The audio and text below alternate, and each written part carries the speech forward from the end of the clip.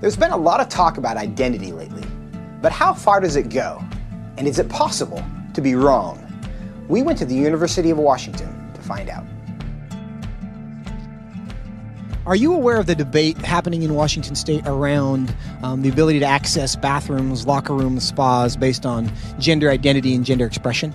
I think people should be able to have access to the facility. I think bathrooms could and potentially should be gender neutral because there doesn't need to be a classification for differences. I think people definitely should have the ability to go into whichever locker room they want. I feel like at least public universities should do their best to accommodate for those who do not have a specific gender identity.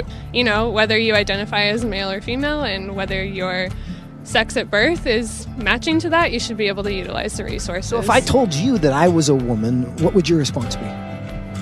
Good for you. Okay, like, yeah. Nice to meet you.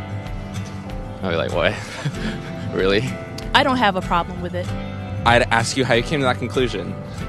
If I told you that I was Chinese, what would your response be? I mean, I might be a little surprised, but I would say, good for you. Like, yeah, be who you are.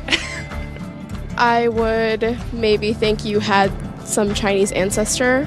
I would ask you how you similarly came to that conclusion and why you came to that conclusion. I would have a lot of questions, just because on the outside I would assume that you're a white man.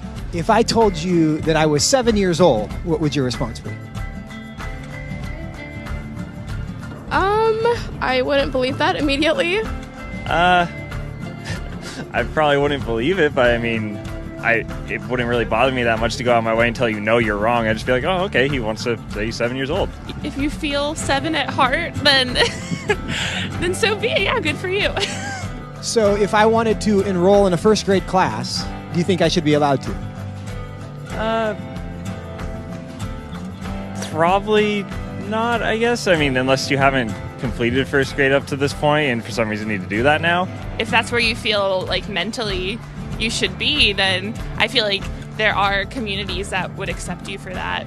I would say so long as you're not hindering society and you're not causing harm to other people, I feel like that should be an okay thing. If I told you I'm 6 feet 5 inches, what would you say? That I would question. Why? Because you're not. No, I don't think you're 6'5". If you truly believed you're 6'5", I don't think it's harmful. I think it's fine if you believe that. It doesn't matter to me if you think you're taller than you are. So you'd be willing to tell me I'm wrong? I wouldn't tell you you're wrong.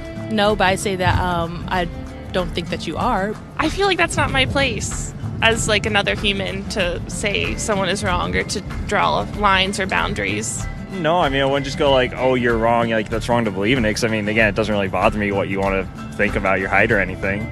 So I can be a Chinese woman. You sure.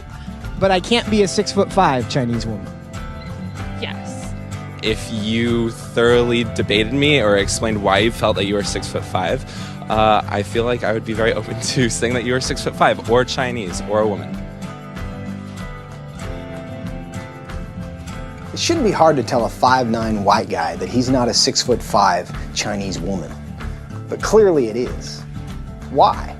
What does that say about our culture? And what does that say about our ability to answer the questions that actually are difficult?